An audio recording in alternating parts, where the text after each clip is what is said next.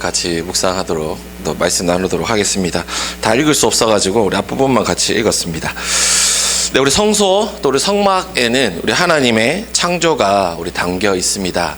우리 25장부터 31장에 우리 성소의 건설의 이야기가 나오잖아요. 우리 오늘 드디어 하나님께서 이제 모세에게 말씀하셨던 그 성소의 건축에 대한 이야기가 이제 마무리됩니다. 오늘 본문을 BSM 하신 분들은 뭐 눈치채셨겠지만 오늘 본문에 반복해서 나오는 단어가 주님께서 모세에게 말씀하셨다라는 구절이 나옵니다. 그래서 25장부터 우리 31장까지 전체를 봤을 때 총 7번의 이야기가 나오거든요. 네, 눈치채신 분도 아시겠지만 하나님께서는 말씀으로 세상을 창조하셨던 것처럼 하나님께서는 모세에게 말씀하심으로 성막을 창조하실 것을 이야기하고 계십니다.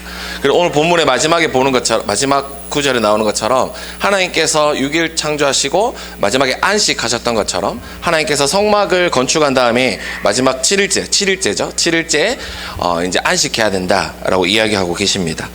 그렇죠? 바로 이 성소와 성막에는 하나님의 창조의 그런 이미지가 담겨 있습니다. 우리 이스라엘 백성들을 한번 생각해 볼까요? 그들은 하나님의 백성으로 부름받았지만 그들은 이집트에 노예살이를 했었습니다. 하나님께서 그들을 선택하시고 그들에게 새 창조의 삶으로 부르셨습니다. 그들을 부르신 이유, 그들을 구원하신 이유는 우리 창세기 1장 28절에 나오는 것처럼 땅에 충만하고 땅을 다스리라고, 생육하고 번성하여 땅을 하나님의 뜻대로 다스리라고 하셨던 그 하나님의 뜻, 그리고 아브라함이 주셨던 하늘 별과 같이 땅에 모래같이 네 자손들이 많아질 것이고 너는 복의 근원이 될 것이다 하셨던 아브라함이 주셨던 그 약속이 마침내 이스라엘 백성들을 통해서 이제는 성취된다라는 것이 바로 오늘 본문 성막에 담겨 있습니다. 우리도 마찬가지죠. 우리도 예수 그리스도를 통해서, 우리 예수님을 통해서 우리는 구원받았습니다. 예수님께서는 우리를 부르셔서 하나님의 제사장으로 부르셨습니다. 우리 베드로전서 2장 9절에 나오는 것처럼 너희는 택한 족속이요 왕같은 제사장이요 거룩한 나라요 나의 소유된 백성이다 라고 하나님께서 우리에게 말씀하고 계십니다. 즉 우리 모두가 제사장적인 삶, 새 창조의 삶으로 부름받았다는 것이죠. 오늘 본문을 통해서 그렇다면 우리는 어떻게 이 새 창조의 삶, 특별히 제사장적인 삶을 삶으로, 왕같은 제사장적인 삶을 삶으로 이 새 창조의 삶을 어떻게 살아갈 수 있을지, 어떻게 이 새 창조에 동참할 수 있을지 같이 한번 나누어 봤으면 좋겠습니다.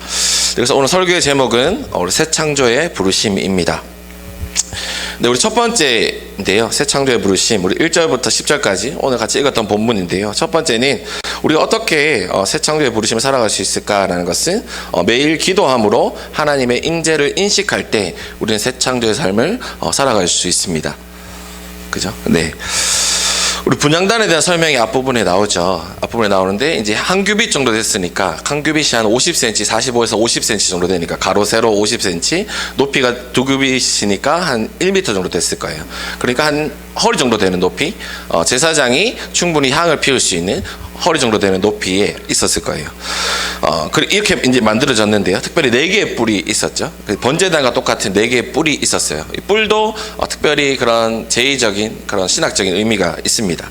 또 우리 분향단의 위치도 눈여겨봐야 되는데요. 분향단의 위치가 어디였죠? 우리 잘 아는 것처럼 우리 성소에서 지성소로 들어간 입구, 그런 휘장이 쳐져 있던 바로 그곳에 이 분향단이 놓여 있었죠. 특별히 그 분향단이 여기 오늘 본문에서 하나님께서 말씀하시는 속죄판이 바로 앞에 있었다라고 이제 강조하고 있잖아요. 그러니까 이 휘장이 가려져 있고 이 휘장 바로 뒤에 이제 하나님이 그런 언약궤 속죄판, 그 속죄판이 있었고 이 그룹 사이에서 하나님께서 말씀하시겠다 하셨던 바로 그 속죄판 휘장 바로 앞에 분향단이 있었다는 것은 그만큼 분향단이 갖는 중요성을 의미합니다. 분향단이 이 성소, 지성소와 성소로 나눴을 때 성소에서 가장 대표하는 기물이다라는 것을 뜻하기도 하죠. 왜 그러냐면은 성소에서 오늘 피 뿌린다 했잖아요. 속죄하는 거. 피 뿌리는 거는 성소 중에서 피 뿌리는 거 유일한 게 분향단이었거든요. 촛대라든지 상에서 피 뿌리지 않았어요. 유일하게 피 뿌렸던 것, 속죄일에 그런 깨끗이 거룩하게 해야 됐던 것은 바로 이 분향단이었습니다. 그만큼 이 분향단이 가지는 의미가 중요했다라는 거죠. 그러면 이것 어떻게 또 이것을 분향했을까라고 하면은 우리 대제사장 아론이 아침 저녁으로 향을 피웠어야 돼요. 특별히 매일 아침 저녁으로 피워야 됐겠죠. 그래서 이제 해가 막 뜨려고 할 때 그때 이제 촛대랑 이렇게 심지를 또 갈아야 되니까 그때 들어왔을 때 또 이제 향을 이제 갈아놨겠죠. 그리고 이제 저녁이 되면은 또 한 번 더 이제 향을 살랐겠죠. 이거 제사장이 향을 피우는 역할을 했었거든요. 그러니까 이제 향이 어떻죠? 아침 저녁으로 피웠다는 것은 뭐죠? 24시간 내내 그 성소와 지성소 그 성막의 공간 안에 그런 향기가 가득했다라는 것을 의미하죠. 특별히 아까 방금 얘기했던 것처럼 지성소의 바로 앞에 이 분향단이 있었잖아요. 이것은 특별히 하나님께서 특별히 언약궤 그룹 사이에서 그런 좌정하셔서 끊임없이 말씀하시는 그 하나님께 끊임없이 최고의 향을 피워 올렸다라는 뜻이 바로 이 분향단을 지성소 바로 앞에 놔두고 매일매일 올렸다라는 의미입니다. 그죠? 여기에서 우리는 이제 향에 대해서 그렇다면 이 올려드리는 이 분향의 행위 이게 어떤 의미인가라는 것을 두 가지 정도 의미를 해석할 수 있을 것 같아요. 우리 첫 번째 해석은요, 우리 분향단이 하나님의 임재를 상징합니다. 우리가 시내산에 지금 모세가 어디 있죠? 이 본문의 지금 위치가 지금 시내산 위에 있어요. 모세가 하나님의 말씀을 듣고 있어요. 그때 어떻게 됐죠? 앞에 봤을 때 구름이 이렇게 구름이 쳐졌잖아요.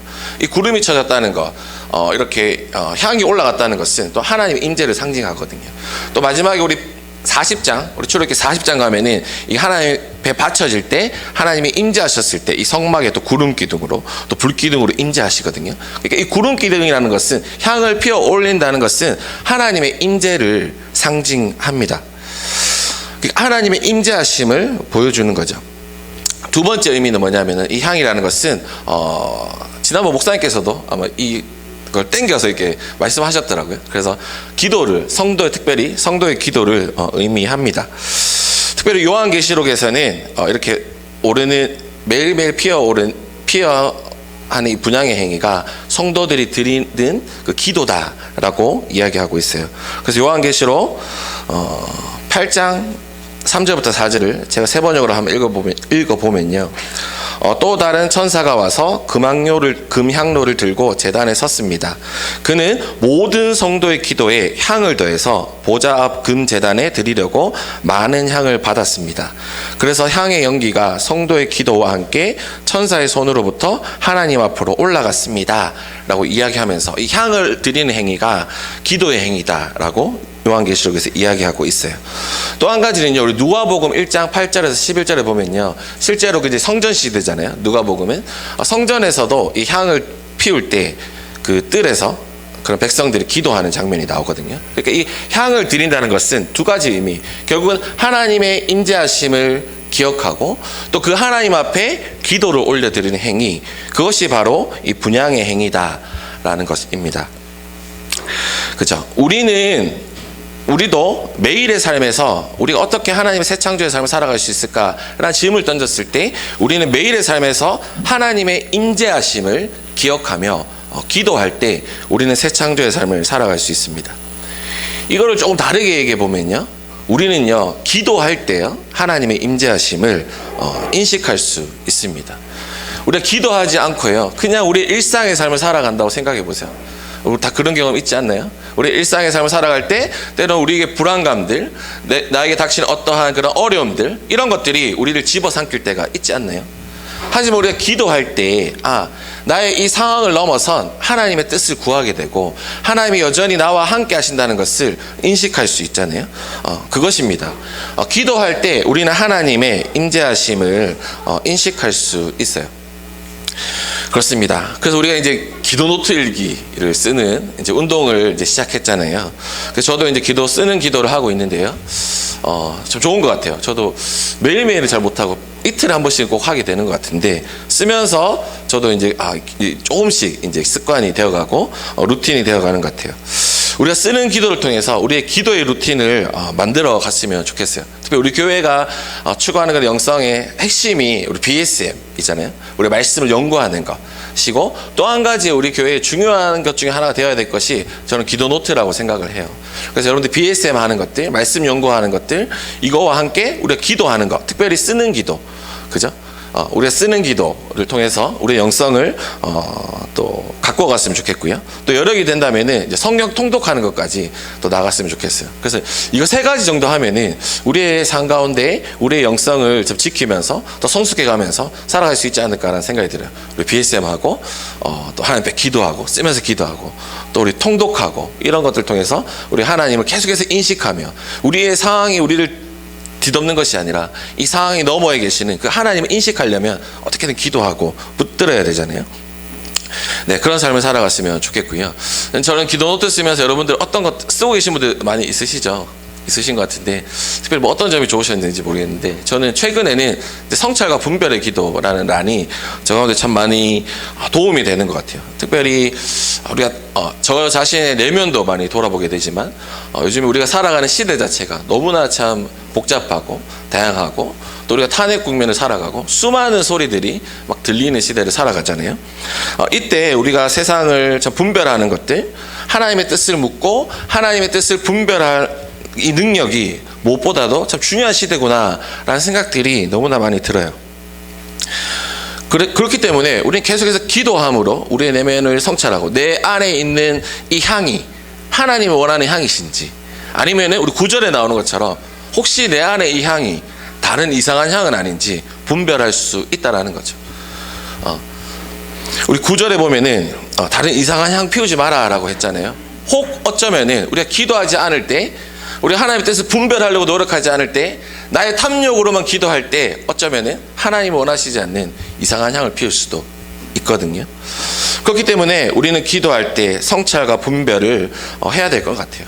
특히 우리가 자기중심적인 그런 탐욕과 물질주의와 또 성공주의와 기복주의의 향을 피우지 않을 수 있는 것 같아요. 우리는 기도함으로 하나님의 임재하심을 인식하고 이를 통해서 우리 세상의 신화를 이길 수 있습니다. 기도는요, 그러면 이렇게 되겠죠. 기도는 세상의 신화를 이길 수 있는 또 힘을 줍니다. 앞에서 얘기했던 것처럼 하나님 인식하지 않고 살아가면 우리는 세상의 신화에 잠식당하게 됩니다. 그렇죠? 우리 소비주의의 시대를 살아가고 있잖아요. 우리가 광고만 봐도 어떻습니까? 광고만 봐도 네가 더 많이 소비할 수 있어야, 더 많이 소비할 수 있는 것이 너의 능력이야. 네가 더 많이 소비할 수 있어야 네가 행복한 사람이야 라는 것을 우리가 광고를 통해서마다 볼 수 있잖아요. 우리가 기도하지 않고 분별하지 않고 성찰하지 않는다면 우리는 어쩌면 그런 세상의 신화에 잠식당할 수 있습니다. 그렇기 때문에 우리는 매일매일 우리의 삶에 기도함으로 우리 자신을 성찰하고 내 가운데 다른 향을 피우고 있지는 않은지 또 돌아봐야 될 것 같고요. 또 한 가지 이 부분을 또 묵상하면서 같이 나누고 싶었던 건 뭐냐면은 매일이라는 단어였던 것 같아요. 매일. 우리는 매일 기도함으로 하나님을 인식하고 세상의 신화를 이길 수 있는 힘을 가질 수 있습니다. 중요한 것은 매일이라는 루틴이에요. 뭐 매일이 안 되더라도 이틀이라는 루틴이라도 우리 가운데 이런 정기적인 루틴이 필요하다는 거죠. 앞에서 이야기했던 것처럼 제사장들은 매일 아침 저녁으로 향을 피웠잖아요. 이것은 24시간 내내 그 향을 가득 채우기 위한 제사장의 그런 루틴이었어요. 그가 해야 될 그런 거룩한 루틴, 거룩한 반복이었어요. 저는 여기서 그런 것 생각해 봤어요. 우리 거룩한 루틴, 거룩한 반복이 우리를 거룩한 삶을 살 수 있게 해줍니다. 우리 목사님께서 소개해 주셔가지고 저도 읽고 있는데 우리 김지수 씨가 쓴 위대한 대화라는 책 있죠. 이어령 씨도 그렇고 여러분들의 그런 여러 사람들의 인터뷰를 담은 책인데요. 김지수 씨의 이 문장으로 옮겨 놓으니까 와, 인터뷰가 이렇게 좋았을까라는 생각이 들 정도로 너무나 좋은 책이거든요. 한번 꼭 위대한 대화라는 책 읽어보시면 좋겠는데요. 그 책 내용 중에 프랑스의 작가인 파스칼 비르크네르의 인터뷰가 나오는데 이제 거의 나이듦에 대해서 막 이야기를 해요. 근데 김지수 씨랑 파스칼이 나이듦에 대해서 막 이야기를 하는데 그 중에서 반복에 대한 이야기가 나오거든요. 그러면서 이제 파스칼이 이렇게 이야기하거든요. 시시한 일상의 루틴이 우리를 구원했다라고 이야기해요. 시시한 일상의 루틴이 우리를 구원했다라고 이야기하면서 반복이 얼마나 중요한지 강조하거든요. 그래서 반복에는 2가지가 있다라고 해요. 첫 번째 불모성. 어떻게 보면은 아무런 의미 없는 끔찍한 루틴. 이게 어떤 의미가 있나? 계속 해야 되나라는 불모성이 있지만 또 한 가지는 생산성이 있다는 거죠. 인생을 계속해서 다시 시작하려는 시도, 이 양가의 힘을 지녔다라고 파스칼은 이야기하고 있어요. 그러면서 파스칼이 이 반복에 대해서 이렇게 표현하는데, 이게 저는 너무 와닿았는데, 파스칼은 반복을 정체된 전진이다라고 표현해요. 정체된 전진. 어떻게 보면 모순돼 보이잖아요.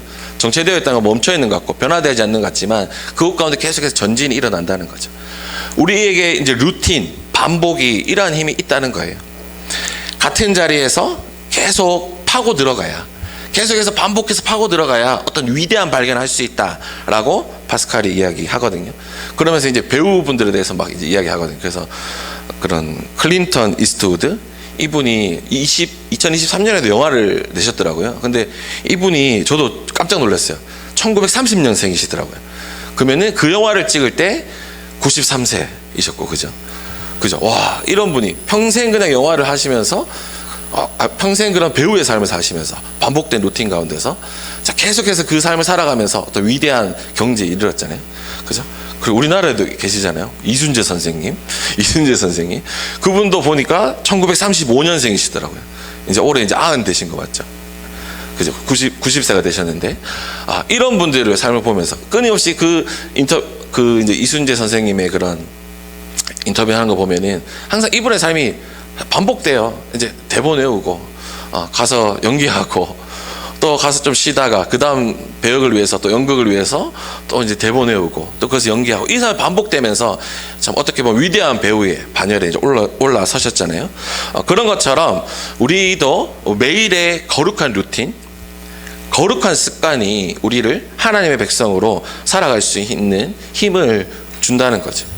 특별히 우리가 매일 기도함으로, 매일 하나님 앞에 그런 이상한 향이 아니라 하나님이 원하시는 우리의 내면을 돌아보고 성찰하며 분별하며 드리는 그 기도를 통해서 우리의 삶이 변화될 것 같지 않고 똑같을 것 같지만 그런 정체된 전진이라고 얘기했는데, 이곳 가운데서도 계속해서 우리는 하나님 앞 백성으로 살아갈 수 있다는 거죠. 세상의 신화를 분별하고 저항할 수 있는 힘을 주는 것은 바로 우리의 매일의 삶 가운데 또 하나님 앞에 드려지는 이 기도의 삶이다라는 것입니다. 우리는 매일 기도함으로 제사장으로서의 새 창조로서의 삶을 살아갈 수 있습니다.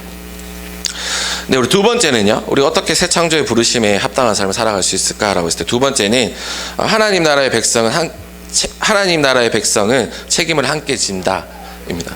우리 하나님 나라의 백성은 책임을 함께 짐으로 또 새 창조의 부르심을 살아갈 수 있습니다. 우리 11절부터 16절까지인데요. 여기에서 주님께서 이제 인구조사를 실시하시죠. 그래서 고대 근동 지방의 인구조사는 두 가지 정도의 이유가 있었어요. 첫 번째는 이제 세금을 거둬들인 목적이 하나였고, 또 한 가지는 이제 군사적인 동원을 하는 그런 목적이 있었습니다. 하나님께서 특별히 오늘의 본문에서는 너희가 속전을 바쳐야 된다라고 말씀하시잖아요. 속전이라는 단어, 코페르라는 원어, 히브리 원어인데, 이거는 얽매여 있는 사람을 풀어주거나 또 저당 잡힌 재산을 되찾기 위해서 지불하는 돈이에요. 그래서 우리가 아는 것처럼 우리 출애굽기에 그런 이집트에 노예살이 하다가 그 풀려날 때 그 6월절 밤에 이렇게 어린 양의 피를 발라서 이들의 장자들이 살아나잖아요. 그러니까 이 목숨값, 이 생명값으로 너희가 이 속전을 하나님 옆에 드려야 된다라는 것고 이제 명령을 하십니다. 이 속전을 바쳐야만 재앙이 없을 것이다라고 말씀하시면서 모든 이들이 속전을 내야 된다라고 이야기하시고, 이 속전은 그런 성막을 유지하는 데 비용으로 사용할 것이다라고 이야기를 하세요. 우리 앞에서 이야기했던 것처럼 성막을 제일 처음에 지을 때는 뭐 부자든 가난한 자든 뭐 그냥 자기의 형편 따라 마음대로 내라고 했지만, 이거는 딱 정해져 있잖아요. 뒤에서 보겠지만. 그렇기 때문에 아마 이 성소를 유지하는 비용이었을 것이다 라고 생각이 돼요. 그래서 나중에 되면은 이 속전이 이제 회막세금, 이제 성전세가 이제 되죠. 그래서 인구조사 받은 누구나 20세 이상의 남자면은 이제 성소세겔로 이제 반세겔 정도 내야 했습니다. 이제 세겔이라는 것은 그 당시에 이제 무게의 단위였고, 후에는 이제 화폐의 단위가 되거든요. 근데 이제 세겔이 세 개가 있었어요. 세겔이 세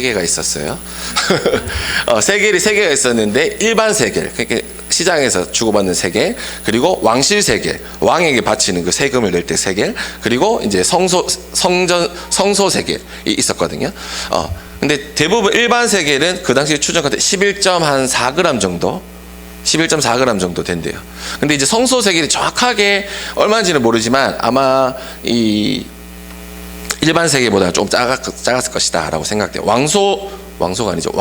왕실 세겔은 좀 더 많았대요. 그러니까 이 성소 세겔로 반틈을 바치라, 반세겔 바치라고 했으니까, 그 따지면은 일반 세겔로 봐도 한 5점 몇 그램 정도, 한 6g, 5에서 6g 정도 되는 그 정도의 이제 것을 이제 하나님 앞에 바쳐라 라고 이야기하는 거죠. 아마 이 당시 출애굽기 초반이었기 때문에 아마 화폐가 발달되지는 않았을 것 같아요. 그래서 그들이 가진 은이었을 것 같아요. 은의 그람을 달아서 그것을 이제 속전으로 그리고 회막의 세금으로 이제 바쳤을 것입니다. 그죠? 근데 여기서 중요한 것은 여러분들도 보셔서 아시겠지만 여기에는 차별이 없다는 거죠. 차이가 없다는 거죠. 우리 15절 후반부에 보면 부자라고 해서 이보다 더 많이 내거나 가난한 사람이라고 해서 이보다 덜 내는 사람이 없도록 하여라 라고 이야기하고 있잖아요. 그러니까 부자이든지 가난한 사람이든지 똑같이 내야 된다라는 거죠. 근데 여기 이 원어에서는 이게 강조가 한글로 하니까 덜 되는데 원어에서는 절대 금지, 그거 안 돼라는 게 이 전치사 로거든요. 로.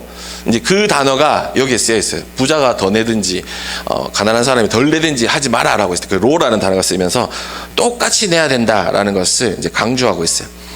그러니까 하나님 앞에서 모두가 다 평등한 존재다라는 거죠. 모두가 다 부하든 부하지 않든 모두가 평등한 존재다라는 거죠. 우리 고대 근동 지방에는 가난한 사람들은 사회적으로도 조금 이제 무시를 당하고 차별을 당했지만 종교적으로도 조금 무시를 당하고 배제되는 경우가 있었거든요. 하지만 하나님께서 세우시는 그 하나님의 나라는 그런 가난하다고 해서 차별이 없다는 것이죠. 종교적인 차별을 받지 않는다는 거죠. 또 한 가지는 뭐냐면, 또 한 가지가 이게 어떤 의미냐면은 그들 모두 동일하게 하나님의 나라를, 하나님을 섬길 책임이 있었다라는 것이죠. 앞에서 얘기했던 것처럼 이 성전 세겔, 반세겔은 성전 반세겔은 그렇게 부담되는 금액은 아니었을 것이라고 이제 생각이 돼요. 그렇죠? 이게 너무나 많은 금액은 아니었을 것이다 라고 생각되는 게 왜 그러냐면요, 만일에 이게 너무나 부담되는 금액이었다면 저는 그렇게 생각해요. 백성들이 바치면서도 내 옛날에 이집트에서 착취당하는 거랑 똑같네? 라고 생각할 수 있잖아요. 그들이 이집트에서 어떻게 살았나요? 착취당했잖아요. 그들의 노동력과 그들의 세금과 이런 거 거기서 안 바쳤을까요? 말도 못하게 착취당했잖아요. 그래서 고통당해서 울부짖었기, 그 짖는 소리가 있었다라고 우리 1장에서 나오거든요. 그만큼 착취당했어요. 근데 하나님께서 이 백성들을 출애굽시키고 나서 또 착취하시진 않으셨겠죠. 그러니까 이게 부담되는 금액은 아니었을 것 같아요. 그리고 앞에서 얘기했던 것처럼 우리 제일 처음에 성소를 지을 때는 기쁜 마음으로, 자원하는 마음으로 마음껏 드려라, 너의 형편 따라 마음껏 드려라 라고 했지만 이번에는 모든 사람들이 동일하게 해야 된다라고 했기 때문에 부담되지 않는 금액들, 합리적인 금액들을 정했을 것이다 라고 봐야 돼요. 그렇게 보면요, 속전, 특별히 반세겔을 바치는 것은 이런 의미라고 봐야겠죠. 이스라엘의 생명이 하나님의 보호 아래 있다, 이를 너희가 잊지 않아야 된다라는 것이 바로 이 속전을 바치는, 회막 세금을 바치는 의미 안에 있다는 거죠. 우리의 생명이, 이스라엘의 그 생명이 하나님이, 그래, 그 6월절에 그 어린 양의 피를 발랐을 때 하나님이 우리를 살려주셨지, 그것을 기억하는 의미가 바로 이 속전의 의미 안에 있다는 것이죠. 이를 통해서 계속해서 그래, 나는 하나님을 믿고 하나님을 따르는 삶을 살아가야지 라고 결단했을 것입니다. 그렇죠. 우리도 마찬가지입니다. 우리도 제사장으로 부름받았기 때문에, 부름받았다고 했잖아요. 우리 모두가 또한 하나님의 나라를 살아갈 책임이 우리 모두에게 동일하게 있습니다. 많이 가졌든 적게 가졌든, 우리의 시간이 많든 시간이 적든, 우리의 형편이 어떠하든 간에 우리 모두는 하나님의 나라를 함께 책임져 가는 사람입니다. 우리 지난주 본문이 우리 제사장에 대한 이야기였죠. 특별히 제사장이 뭘 입었나요? 에봇을 입었죠. 에봇을 입었는데 보석이 여기 12개 박혀 있었잖아요. 어깨에도 이게 보석이 박혀 있었고 이스라엘 12지파 이름이 적혀 있었잖아요. 이걸 딱 입었을 때 어떤 느낌이었을까요? 저는 예전에 운동할 때 왜 그런지 모르겠는데 더 빨리 뛰겠다고 여기 모래주머니 찬 적이 있었거든요. 약간 그런 기분이 들었어요. 요즘에 혹시 마라톤 하는 형제분들이 그런 분 계시나요? 이게 모래주머니 차면 어떻습니까? 이거 약간 무겁고, 그죠? 이게 막 그렇잖아요. 힘들고 그런 게 있는데, 이 에봇을 입었을 때도 어땠을까요? 보석이 이만큼 달려있으면 어땠을까요? 그 제사장이 어땠을까요? 어떤 무게감과 그런 책임감들, 부담감들 있지 않았을까요? 그게 그냥 무게도 아니고 내 체력을 테스트, 이것도 아니고 12지파 이스라엘 백성들을 내가 책임져야 된다. 이스라엘 백성을 대표해서 내가 하나님 앞에 제사 드려야 된다 라는 무거운 책임감과 부담감들, 그런 것들이 있지 않았을까요? 그죠? 아마 사역하면서 그런 무거운 무게감과 책임감들이 있었을 거예요. 제사장이 된 우리도, 우리의 섬김도 마찬가지예요. 책임감을 가지고 무게감을 가지고 우리는 섬기는 거예요. 서로를 섬기고 사랑할 때 아무 부담이 없고 너무나 막 자연스럽고 막 너무나 막 즐겁고 오직 그럴 수만은 없다는 거죠. 책임감 없이 오직 즐거운 마음으로만 우리는 섬김의 삶, 사랑의 삶을 살 수 없습니다. 또는 때로는 우리가 해야 될 책임감을 가지고 서로 섬기고 사랑하고 해야 되는 거예요. 그죠? 3월 20일 목요일이었어요. 아침 7시 40분쯤이었어요. 저희가 이제 자고 있었는데 안일초등학교 3학년에 다니는 한 아이가 깨면서 이렇게 얘기했어요. 와, 학교 가기 싫어.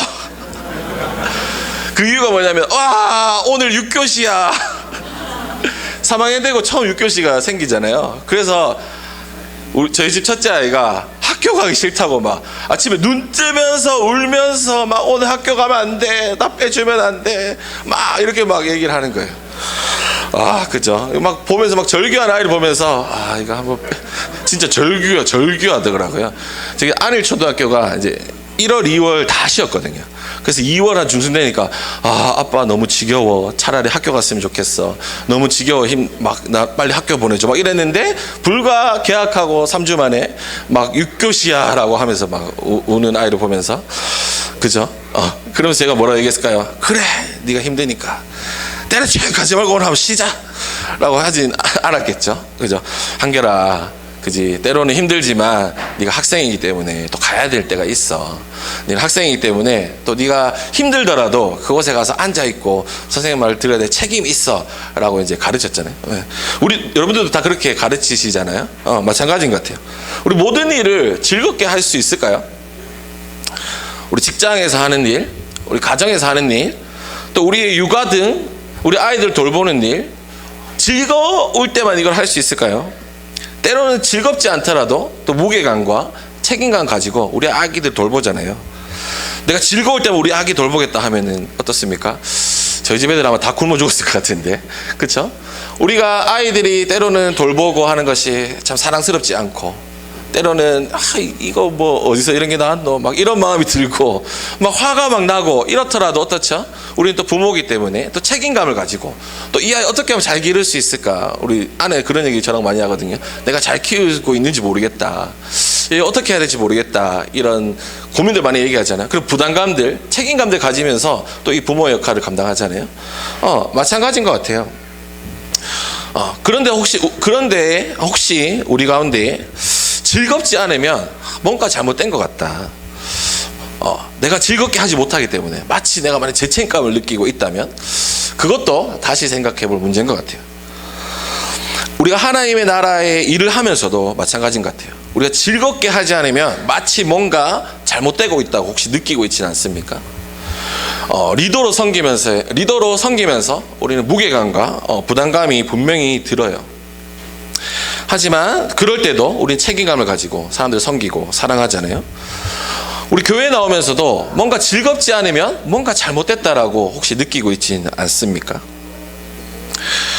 또 공동체에서 뭔가 부탁을 하면, 특별히 뭐 유아부나 특별히 유소년부나 이런 사역을 할 때 이번에 좀 이런 거 해줬으면 좋겠다 라고 부담이 왔을 때 이런 부담감이 들면 내 가운데 간사님 얘기했을 때 이게 막 이런 즐거움이 안 느껴져가지고 부담감이 느껴져서 못하겠어요.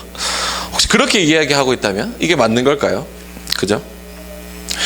오늘 본문은 모든 이들이 책임감을 가지고 하나님의 나라를 살아가야 된다라고 우리에게 이야기하고 있습니다.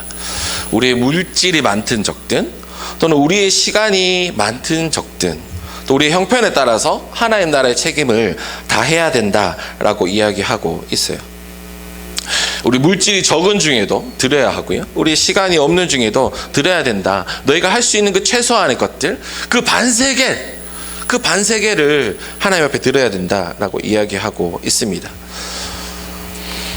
그렇게 될 때요, 그렇게 하나님 앞에 우리의 물질과 우리의 시간을 드릴 때 우리는 하나님께서 내 생명이 되시지, 하나님이 나를 구원해 주셨지, 하나님이 나를 살려 주셨지 라는 것을 또 기억할 수 있습니다. 네, 우리가 어떻게 새 창조의 삶을 살아갈 수 있을까요? 두 번째는 우리가 하나님 나라의 짐을 함께 짊어질 때 우리는 또 새 창조의 삶을 살아갈 수 있습니다. 우리 세 번째는요, 우리 세상과 구별될 때 우리는 새 창조의 삶을 살아갈 수 있습니다. 우리 17절부터 우리 38절까지 내용입니다. 우리 17절에부터 우리 먼저 21절에 이제 놋 물두멍이 나오잖아요. 놋 물두멍은 그 이제 외부 성뜰에 있었어요. 그 성막에 딱 들어갔을 때 번제단이 딱 보이죠. 그 뒤에 이제 성막, 그런 성소에 들어가기 전에 바깥에 있었던 위치에 있었고요. 이제 놋으로 이제 만들어졌죠. 그리고 제사장들의 이제 더러워진 그런 손과 이제 발을 씻는 용도로 사용되어졌습니다. 우리 19절에서 보듯이 우리 제사장들은 반드시 손발을 씻고 이런 성소 안으로 들어가야 됐어요. 만약 그들이 손발 씻지 않는다면 죽음을 면치 못할 것이다라는 경고가 또 주어집니다. 그러니까 이 물두멍의 목적은 뭐죠? 이제 부정함을 씻어내기 위함입니다. 제사장들의 거룩함을 유지하기 위해서 이 물두멍이 또한 존재하는 것이고요. 또 오늘 본문에 나오지 않지만 나중에 계속해서 이 성막이 발전하면서는 아마 그런 제사를 드리는 이 모든 행위에 필요한 물들을 아마 사용했을 것이다 라고 아마 얘기하긴 해요. 어찌되었든 이 출애굽기에서 말하는 이 맥락에서 봤을 때 이 제사장의 거룩함을 유지하기 위해서 이 놋물두멍이 있었고요. 그리고 이제 이 30장 22절부터 33절에는 이제 성별하는 이제 향유에 대한 이야기가 나오죠. 그래서 이제 향품을 제조하는 방법이 23절부터 25절까지 나오죠. 그리고 나서 이제 기름이잖아요, 그죠? 이 거룩한 기름, 이 성별한 기름을 만들어서 이제 성막과 또 증거궤와 또 이제 거기 있는 모든 기구들에도 바르고 또 제사장들에게도 머리에 아마 기름 부음 받았을 겁니다. 기구뿐만 아니라 모든 것들에 이제 이런 향을 바름으로써 그런 거룩하게 구별했습니다. 그죠? 근데 이거는 사사로이 있을 수 없다라고 하면서 오직 제사장에게만 사용돼야 된다라고 이야기하고 있습니다. 그리고 이제 세 번째 34절부터 38절에는 이제 가루향에 대한 이야기가 나오는데요. 가루향은 이제 세 가지 재료로 만들었죠. 이제 소합향이라고 하는데 이거는 뭐 끈적끈적한 나무의 액으로 이렇게 만들었대요. 어떤 나무인지는 이제 명확하지 않고, 이제 나감향은 이제 향기 나는 조개 껍질을 빻아서 아마 만들었을 것이다. 그리고 이제 풍자향은 뭐 미나리과 식물인데 향이 엄청 강했을 것이다 라고 이제 추측을 해요. 아무튼 이 세 가지 재료 전부 다 아주 고가의 그런 재료였다고 해요. 그래서 향유 있죠, 바르는 향유보다 훨씬 비싼 그런 고가의 재료였어요. 이러한 재료들을 통해서 이제 하나님 앞에 그런 분향단 드릴 때 그 고체 향으로 아마 조금씩 아마 드렸을 것이다 라고 이제 생각이 됩니다. 저는 여기에서 이제 같이 나누고 싶은 건 뭐냐면요, 하나님께서 이렇게 만든 유향, 그리고 기름, 성별된 기름, 그리고 그 제사장들을 거룩하게 구별하셨다는 것이죠. 성막에 들어가면 어땠을까요? 한번 상상해 봤으면 좋겠어요. 시각적으로는 번제단이 딱 보이고, 그죠? 그리고 막 제사가 드리는 것들이 막 보이고, 뭐 제사장들이 왔다 갔다 했을 것이고, 그리고 귀로는 어떻죠? 대제사장이 방울을 달고 있었으니까 딸랑딸랑딸랑 소리가 계속해서 아마 들렸겠죠. 그리고 코로는 어떻죠? 이 특유의 그런 향들이 아마 났을 거예요. 그래서 내가 지금 하나님이 임재하시는 성막에 들어왔구나, 하나님의 임재하심을 생각하게 하는 그런 향을 또 맡을 수 있었을 거예요. 그죠? 성막에는 하나님께서 구별하신 거룩한 향이 났습니다. 이런 후각을 통해서 하나님의 임재하심, 그리고 하나님의 거룩하심을 인식할 수 있었어요. 성막과 제사장에게 성별된 향이 났습니다. 거룩하게 구별된 향이 났습니다. 그죠? 우리도 예수님을 믿고 성령께서 거하시는 거룩한 성전이 되었잖아, 그죠? 우리는 예수 그리스도의 성전이 된 우리는 그렇다면 어떠한 성별된 향이 나야 될까요? 우리가 거룩하게 구별돼야 될 것은 무엇일까요? 그런 거 있잖아요. 저 사람 보니까 뭔가 좀 달라. 봤더니 예수님 믿는 사람이야. 저 사람 뭔가 보니까 좀 달라. 근데 예수님 믿는 사람이야. 라고 했을 때 그 뭔가가 뭘까요? 그죠? 오늘날 우리는 어떻게 세상과는 구별된 거룩한 또 그리스도의 향기를 드러낼 수 있을까요? 저는 관계라고 생각을 해요. 특별히 환대라고 생각을 합니다. 우리가 고립의 시대를 살아가는 우리는 누군가를 환대함으로 그리스도의 거룩한 향기를 드러낼 수 있다라고 생각합니다. 우리의 자기 중심성을 벗어나 타인을 환대함으로, 타인을 내 삶에 초대함으로 우리는 세상의 거룩한 향기를 드러낼 수 있습니다. 우리 지지난주인가요? 지지난주 우리 박현웅 대표님이 조이풀 특강 때 오셔가지고 우리 멘토 모임 하시면서 그런 얘기 하셨어요. 뭐 여러 가지 얘기도 많이 해주셨는데 그중에 제가 좀 인상적이었던 얘기 중에 하나가 뭐냐면은 요즘에 이제 자원봉사의 형태가 달라지고 있대요. 그래서 요즘에 사람들이 제일 선호하는 자원봉사, 오신 분들은 들으셨겠지만 선호하는 자원봉사 1위가 연탄봉사예요. 그리고 2위가 유기견 봉사예요. 왜 그럴까요? 연탄이 말을 하진 않잖아요. 유기견이 나에게 말을 거진 않잖아요. 그냥 밥 주면 워워워워 이렇게 좋아하고 꼬리 흔들고 뭐 이 정도잖아요. 그러니까 어떻죠? 관계를 굳이 안 맺어도 된다는 거죠. 연탄만 던지고 연탄만 날라주고 오면 내가 그래도 봉사를 했다. 관계 맺는 것은 부담스러워 한다는 거죠. 그래서 박현웅 대표님 하나 예화를 들려주셨는데 그 한 이제 연탄 봉사 받으시는 그 할머니께서 아이고 좀 매달 한 번씩 오는데 매달 올 때마다 맨날 사람이 바뀌니까 누가 누구지 모르겠다 이렇게 이야기해요. 무슨 말입니까? 매달 이 집에 연탄 봉사하시러 오시는 분들이 매번 바뀌는 거예요. 왜 그렇죠? 이 할머니랑 관계 맺기 싫어서 그냥 나는 연탄만 나르고 그냥 갈게요. 이 할머니랑 말 섞기 싫고 이 할머니가 와서 밥이라도 한번 먹고 가자 라고 하는 그게 싫어서 그 관계가 맺기 싫어서 이게 로테이션 하면서 연탄 봉사를 한다 하더라고요. 우리가 이런 시대를 살아가고 있구나라는 생각들이 많이 들었어요. 우리 그래도 자원봉사 한다는 건 어떻죠? 믿는 사람이든 믿지 않는 사람이든 어떻게든 의미 있는 거, 타인을 돕거나 세상에 도움이 되는 삶을 살고자 하는 사람들조차도 관계 맺는 거, 그 피곤해. 사람들 관계 맺는 그거 얼마나 에너지 쏟기는 일인데 라고 하면서 그거는 이제 안 한다는 거죠. 우리가 살아가는 시대가 이러한 고립의 시대라는 거죠. 우리가 고립의 시대라는 책에서 읽었잖아요. 읽었던 것처럼 요즘에는 어떻죠? 사람의 버거킹에 가더라도 여기는 버거킹 가더라도 저는 이게 참 별로 이게 안 좋은데 잘 버거킹에 가더라도 어쩌죠? 어서 오세요. 뭐 버거킹입니다. 뭐 이렇게 인사하는 게 아니라 키오스크가 우리를 맞이하잖아요. 어떻게 보면 참 사람의 그런 체온이 없어지고 있다. 이 키오스크의 그 차디찬 이게 차디차진 않은데 사실 키오스크가 차진 않은데 사실 이게 그죠? 전자제품이라서 근데 이거 누르면서 왠지 이게 너무나 차갑게 느껴지는 게 우리가 살아가는 시대가 참 이렇게 관계가 단절되고 키오스크를 누르는 그런 차가운 것처럼 점점 이렇게 되어가고 있는 시대를 이 고립의 시대를 우리가 살아가고 있구나라는 생각이 들어요. 우리가 살아가는 이 세대는 관계 맺기를 극도로 참 꺼려합니다. 그죠? 우리 불편한 편의점에서 읽었던 것처럼 나를 아는 척하면 이제 그 편의점 안 가는 그러한 시대를 우리가 살아가고 있어요. 그런데 기억해야 될 것은 뭐죠? 우리 하나님께서는 우리랑 관계 맺기 위해서 어떻게 보면 지루해 보이고 지리한 이 일상 가운데 찾아오셨다는 거죠. 예수님께서는 저 위에서 어떻게 살아라 말씀하신 것이 아니라 어떻게 보면 지루하고 힘들어 보이고 참 지루한 그 지리한 그 일상 가운데 인간의 몸을 입고 오셔서 관계 맺으셨어요. 제자들을 삼으시고요, 그들을 먹이시고요, 여행 다니시고요, 이야기하시고요, 가르치시고요, 관계를 계속해서 맺으셨어요. 그렇죠?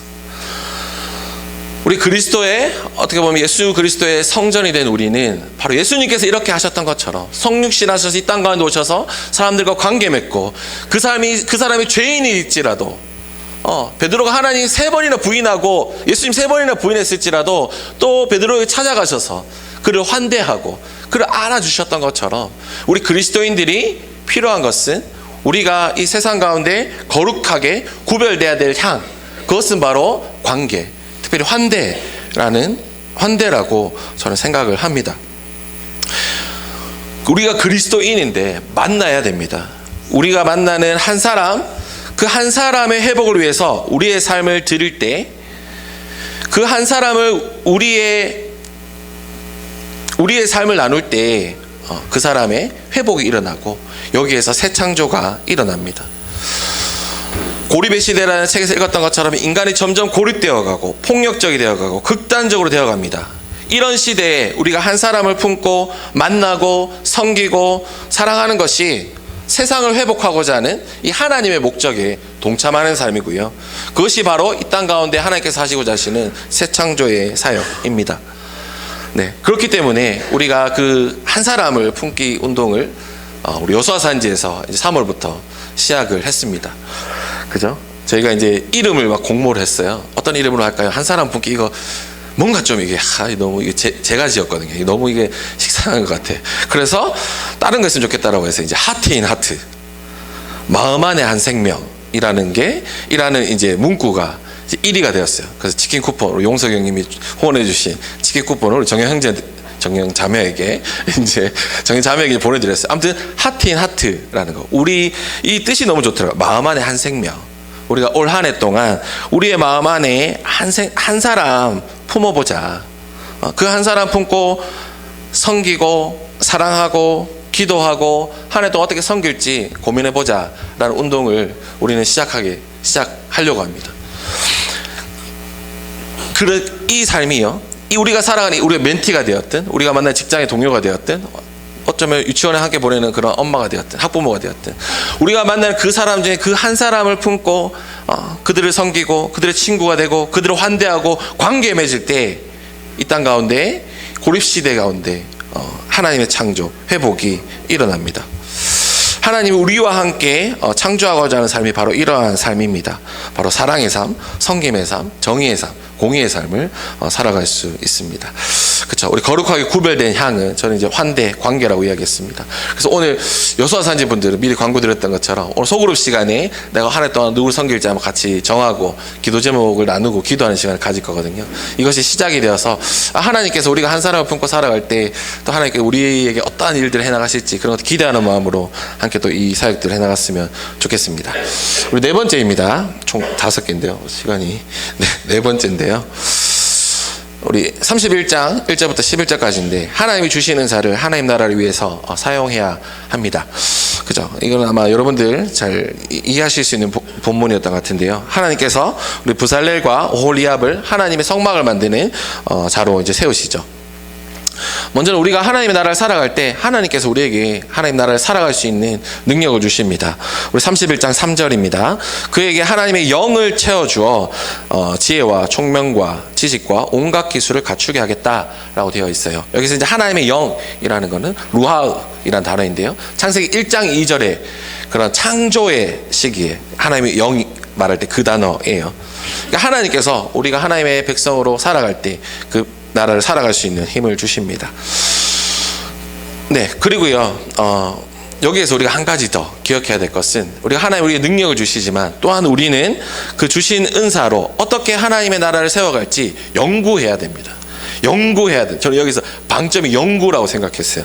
우리 4절을 보면요, 4절을 보면 세 번역으로는 그가 여러 가지를 생각하여 라고 되어 있는데요.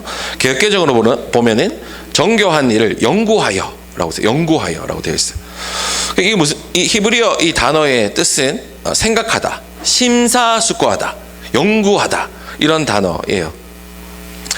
그러니까 우리 여기서 기억해야 될 것은 뭐냐면요, 우리 부살렐과 오홀리압이 그런 하나님의 신적인 능력을 받았잖아요. 하나님의 영으로 받았잖아요. 그렇다고 해서 막 초자연적인 능력이 갑자기 막 발휘되었다라고 착각해서는 안 된다는 거죠. 이들은 하나님의 명장급의 기술자들이었을 것이에요. 하지만 이들의 가장 중요한 그런 훌륭한 점은 뭐냐면은 그들이 하나님으로부터 능력을 받았으나 거기에서 그치지 아니하고 어떻게 하면 이 하나님의 성막을 그런 모세에게 들었던 그 형상대로 만들 수 있을까라는 것을 연구하고 심사숙고하고 생각을 거듭했다라는 것이죠. 우리도 하나님께서 우리 가운데 하나님의 나라를 살아갈 수 있는 그런 은사들, 능력들, 또 여러분들의 그런 환경들을 주셨어요. 우리는 이것들을 정말 우리 어떻게 하나님의 나라를 이루어갈 수 있을지 정말 심사숙고하고 있습니까? 우리 바울 사도는 성령께서 주신 은사에 대해서 이것은 공동체를 세우기 위함이다라고 이야기하죠. 우리 고린도전서 12장 7절에 각 사람에게 성령을 나타내 주시는 것은 공동의 이익을 위한 것입니다라고 이야기하고 있고요. 이 은사라는 것은 아무도 자기의 유익을 추구하지 말고 남의 유익을 추구해야 된다라고 이야기하면서 하나님 주시는 은사라는 것이 하나님의 나라를 세우는 것, 하나님의 공동체를 세우는 것이라고 이야기하고 있습니다. 우리는 하나님이 주신 능력으로 하나님의 나라를 이루기 위해서 얼마나 고민하고 있습니까? 우리는 취미생활 하는 것만큼, 취미생활 할 때 그런 열정만큼 우리 하나님 나라를 이루고 있고 고민하고 있습니까? 그죠? 이거 제가 많이 얘기했던 것 같은데, 드론으로 내가 축구 경기한 영상을 찍고 영상을 2번 정도 돌려보고 내 뛴거리를 분석할 수 있는 기구를 차서 나 오늘 몇 킬로 뛰었구나, 순간 가속력이 얼마였구나, 이런 것들은 다 체크하면서 다음에 어떻게 잘 뛰어야지, 이런 것들 고민하는 것만큼 이 자체가 나쁜 건 아니죠. 제 얘기하는 겁니다. 나쁜 겁니까? 나쁜 건 아니죠, 여러분들. 네. 그만큼 하나님 나라를 위해서도 심사숙고해야 된다, 그죠? 만일에 이게 뒤집히면 나쁜 거겠죠. 마찬가지로 우리가 취미생활을 할 만큼 우리는 어떻게 정말 하나님 나라, 나에게 주시는 은사를 따라 하나님 나라를 섬길 수 있을까 고민하고 있습니까? 우리는 미래를 준비하죠. 특별히 우리 이제 나이대가 노후도 이제 막 걱정되고 막 준비해야 될 그런 나이이잖아요. 그런 노후나 미래를 준비하거나 또 집을 또 사거나 또 집을 이사 가거나 뭐 보금자리를 구하거나 막 그런 여러 가지들에 대한 고민들을 많이 하잖아, 그죠? 그런 고민도 분명히 필요합니다, 그죠? 하지만 그만큼 우리는 하나님의 나라를 어떻게 하면 세울까라는 것은 우리가 정말 심사숙고하고 있습니까? 그죠? 우리는 특별히 하나님의 나라의 전초기지인 우리 교회를 세우기 위해서 우리 바울 사도가 얘기했던 것처럼 하나님의 은사를 사용해야 됩니다. 우리가 가진 은사를 따라서 우리 섬길 수 있는 영역들 찾아가서 섬겨야 됩니다. 앞에서 얘기했던 것처럼 우리 모두는 동일한 책임으로 우리 부름받았어요. 또 두 번째는요, 우리 하나님의 전초기지인 교회를 섬길 뿐만 아니라 우리는 또 이 땅 가운데 이 하나님 나라의 더 넓은 개념을 생각했을 때 우리는 우리가 있는 그 삶의 영역에서 어떻게 하나님의 나라를 이루어갈 수 있을지 그런 것들을 또 고민하고 있습니까? 특별히 우리 직장에서 또 일할 수 있는 능력들, 우리가 지금 섬기고 있는 그런 직장에서 그런 능력들도 어떻게 보면 하나님께서 주신 것이고 하나님께서 허락하신 환경이잖아요. 이곳 가운데 어떻게 하면 나의 이 직장의 삶을 통해서 또 하나님의 나라를 이룰 수 있을까, 이런 것들을 정말 고민하면서 여러분들 살아가고 계십니까? 아니면 그냥 단순한 그런 그죠? 돈벌이 분명히 중요하긴 한데 여기에만 머물러 있지는 않습니까? 그죠? 저는 요즘에 이제 막 탄핵에 대한 얘기를 많이 보니까 아무래도 법 쪽에 사람들이 많이 생각이 났어요. 그래서 거기 보니 천정호 판사님, 여러분들 아시잖아요. 천정호 판사님, 판사라는 직업을 가지고 있지만 이분은 정말 그죠? 어떻게 하면 하나님의 나라의 백성을 살아갈 수 있을까라는 것을 고민하고 또 성경을 연구하고 또 실제로 그렇게 실천하시잖아요. 아무도 안 해도 상관없는 사법형 그 루폼이라는 것을 만들어서 소년원에 가기에도, 소년원 보내기는 애매하고 그냥 놔두기는 애매한 아이들 또 사법형 그 루폼에서 돕고 계시잖아요. 또 그런 일들 계속해서 해나가고 계시잖아요. 또 이런 분들, 또 그리고 이문정 검사님, 그죠? 지금 이제 대전에 계시더라고요. 예전에 대구에 계셨는데 지금 대전에 계시면서 이 검찰 안에 있는 이 불의들 내가 어떻게든 여기서 견뎌서 정말 검찰이 조금이라도 정의롭게 좀 회복되는 일에 어떻게 보면 투사 같은, 정말 이분의 최근에도 라디오에 또 나오셔서 MBC 라디오에 나와서 또 막 이렇게 얘기를 하시더라고요. 와, 정말 이분은 투사다. 근데 또 페이스북을 또 친구인데 페이스북 보면은 또 글이 또 너무나 섬세하게 또 잘 이렇게 적으시거든요. 이런 아무튼 이런 투사의 이미지, 그것 가운데 하여튼 이문정 검사님이 자신이 있는 그런 검사라는 그런 조직의 이 삶 가운데 어떻게 하면 또 하나님의 나라를 이룰 수 있을까라는 것들을 고민하면서 또 그런 것들 실천해 가고 계시잖아요. 우리도 그래야 될 것 같아요. 여러분들이 있는 그런 삶의 영역에서, 특별히 직장에서, 또 우리가 육아하고 있다면, 또 우리 아이를 키우는 영역에서 우리는 어떻게 하면 하나님의 나라를 이룰 수 있을까, 하나님의 목적을 이룰 수 있을까, 하나님 주신 은사를 따라서 어떻게 이 땅 가운데 하나님의 나라를 회복해 갈 수 있을까 계속해서 생각하고 심사숙고하고 연구해야 하겠습니다. 네, 우리 마지막인데요. 우리가 어떻게 하면 새 창조의 삶을 살아갈 수 있을까? 마지막입니다. 그것은 바로 시간의 성소를 만들어야 된다입니다. 우리 31장 12절부터 17절인데요. 우리 하나님께서는 우리 성막의 건축 마지막에 이제 안식일을 지켜라라고 이야기하시죠. 앞에서 얘기했던 것처럼 이 성막을 만드는 것은 창조의 이미지가 있기 때문에 우리 창조의 마지막에 하나님께서 안식하셨던 것처럼 성막의 마지막에 건축할 때 너희가 안식해야 된다라고 이야기하고 계세요. 그러니까 어떻죠? 이 안식이라는 것, 단순한 쉼을 넘어서 안식은 창조의 완성이에요. 창조의 절정이 바로 안식이에요. 하나님께서는 이 창조하신 모든 것을 보시고 보시기에 좋았더라 라고 하시면서 이제 안식하셨습니다. 우리는 예수님께서 부활하심을 기념하여 주일을 안식일로 지킵니다. 그죠? 우리 주일에 우리의 일을 멈추고 또 하나님 앞에 거룩하게 지킵니다. 하나님께서는 이제 성막을 거룩하게 하심으로 공간을 거룩하게 하셨습니다. 마찬가지로 하나님께서 성막 창조의 마지막은 시간을 안식일로 지킴으로 이제는 시간도 거룩하게 하셨습니다. 그렇죠? 우리가 읽었던 아브라함 조슈아 헬셀의 이제 안식이라는 책에 우리가 책에서 읽었던 것처럼 하나님께서 그 안식일이라는 것은 우리 장소의 그런 거룩함뿐만 아니라 우리의 시간들에서도 그런 거룩한 성소를 만들어야 된다라는 것을 이야기하고 있습니다. 그렇죠? 이 책에서 특별히 시간을 거룩하게 해야 된다. 그런 이 아브라함 조슈아 헬셀의 안식에서는 시간을 거룩하게 해야 된다라고 이야기했는데요. 이 거룩하다라는 것은 창세기에는 그 카도시라는 단어인데 그 안식이라는 책에서 나오는 이야기인데 거룩함이라는 것은 오직 창조 이야기만 나오거든요. 마찬가지로 오늘 성막에도 거룩한이라는 이야기가 계속해서 나오잖아요. 그것은 바로 하나님께서 이 시간 또한 이 안식일 또한 내가 거룩하게 지켜야 된다라는 것을 우리에게 이야기하고 계시는 것입니다. 그래서 우리는 이 안식일을 지킴으로 우리는 첫 번째는 13절에 나오는 것처럼 안식일은 지킴으로 우리는 우리의 정체성을 확인할 수 있습니다. 우리 13절에 너는 이스라엘 자손에게 일러라. 너희는 안식일을 지켜라. 이것이 너희 대대로 나와 너희 사이에 세워진 표징이 되어 너희를 거룩하게 구별한 이가 나 주임을 알게 할 것이다. 알게 할 것이다.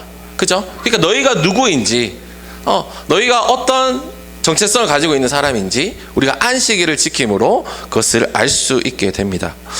또 두 번째는요, 앞에서 얘기했던 것처럼 안식일이라는 것은 단순히 우리의 삶의 어떤 막간, 어떤 좀 쉬었다가 나머지 6일 잘 살아가기 위한 그런 쉼의 시간이 아니라 어떤 삶의 절정이자 창조의 완성입니다. 쉽게 얘기하면 이런 거죠. 우리 주일이 평일을 위해서 있는 것이 아니고 우리의 평일이 이제 안식일을 위해서 있는 것이죠. 이것이 바로 창조에서 말하는 안식을 누리는 삶입니다. 또 마지막 세 번째, 이 안식일을 지키는 것, 시간의 성소를 만드는 것의 의미는 안식일을 지킴으로 우리는 생산성 또는 효율성, 끊임없이 생산하지 않으면 찾아오는 불안감에 대해서 저항할 수 있습니다. 끊임없이 우리가 일하는 것이 어쩌면은 참 불안감 때문일 수 있어요. 내가 이것을 더 생산해 놓지 않으면, 내가 이것을 더 해놓지 않으면 뭔가 좀 불안하고 내 삶이 흔들릴 것 같은 그런 불안감들에 대한 불안감일 수 있거든요.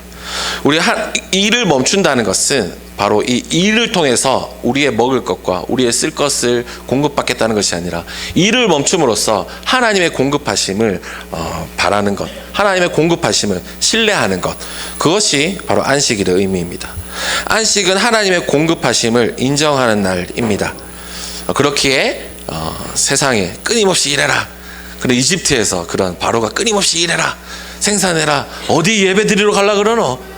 라고 했던 그런 바로에게 저항하는 것이 바로 우리가 안식일을 지키는 것입니다. 그렇죠? 그래서 우리가 안식일을 지킬 때 우리는 또 새 창조의 삶을 살아갈 수 있습니다. 우리 안식일을 지킵시다. 그죠? 우리 주일을, 근데 때로는 우리가 주일을 못 지키는 상황들이 생기잖아요. 그럴 때 또 우리의 시간의 성소를 따로 만들어야 될 것 같아요. 그래서 주일날 예배를 드리지 못했다면 우리 이제 유튜브 있잖아요. 그죠? 우리 동준 형제도 우리 소방관이잖아요. 소방관이 어쩔 수 없이 또 출근해야 되잖아요. 사람들을 또 구조해야 되니까, 우리 구급대원이니까. 이런 일을 하시는 분들은 또 이 성소를 따로 만들어서 시간에, 주일이 아니더라도 쉬는 날에 따로 시간에 성소를 만들어서 또한 하나님 앞에 거룩서, 또한 하나님 앞에 거룩하게 드리는 시간들을 드렸으면 좋겠습니다. 우리의 삶에 시간의 성소들을 계속해서 만들어 갑시다. 특별히 시간을 계획하지 않으면 BSM 할 수 없어요. 여러분들 많이 깨달으시죠? 매주 그런 기도 제목 내시는 분 있지 않나요? 저 BSM 하게 해주세요. BSM 잘할 수 있게 기도해 주세요. 다음 주 말씀 묵상 잘할 수 있게 기도해 주세요. 그 기도 부탁 분명히 중요합니다. 하지만 그거 하려면 어떻게 해야 되죠? 우리 시간의 성소를 만들어야 돼요. 시간을 계획해야 돼요. 내가 이 시간에 내가 BSM 하겠습니다. 그 시간을 정해야 돼요. 그래서 저희 여수아산지는 화요일 날 카이로스 BSM 모임 하잖아요. 저도 이제 이게 한 1년, 이제 2년째 되니까 이제 조금 루틴이 되는 것 같아요. 화요일 되면 이제 미리 모임 준비하고 이제 가서 이제 줌 틀고 카메라 켜고 내 목소리 잘 나오는지 확인하고 예쁘게 나오는지 카메라 좀 조정하고 요런 루틴이 제 가운데 되면서 또 질문 받으면 또 이제 질문 막 이렇게 해결하고 요즘에 유튜브에도 올립니다. 여러분들. 원하시는 분들 공유해 드릴게요. 유튜브에도 제가 이제 질문 해결하는 거 막 올리거든요. 이런 루틴이 되니까 어때요? 이 시간에 내가 이제 말씀 연구해야지 하니까 저도 되더라고요. 우리 요셉 사지 분도 어떻죠? 우리 수요일 날 하시잖아요. 그죠? 수요일 날 우리 재신 간사님께서 또 이렇게 해주시잖아요. 그래서 꼭 많이 들어가셔서 또 우리 이 시간을 딱 정했으면 좋겠어요. 이 시간 그냥 하나님 만나는 시간 딱 정해놔버리면 어때요? 다른 약속 잘 안 잡게 되잖아요. 그런 것처럼 우리의 시간의 성소를 또 정했으면 좋겠습니다. 시간의 성소를 만들고 하나님 앞에 거룩하게 구별되는 시간이 있어야, 그 시간이 있어야 우리 이 땅 가운데 또 새 창조의 삶을 살아갈 수 있습니다. 네, 우리 말씀을 맺고자 합니다. 우리 31장 18절입니다. 제가 읽겠습니다. 주님께서 시내산에서 모세에게 말씀을 마치시고 하나님이 손수 돌판에 쓰신 증거판 2개를 그에게 주셨다 라고 이 단락이 마무리되고 있어요.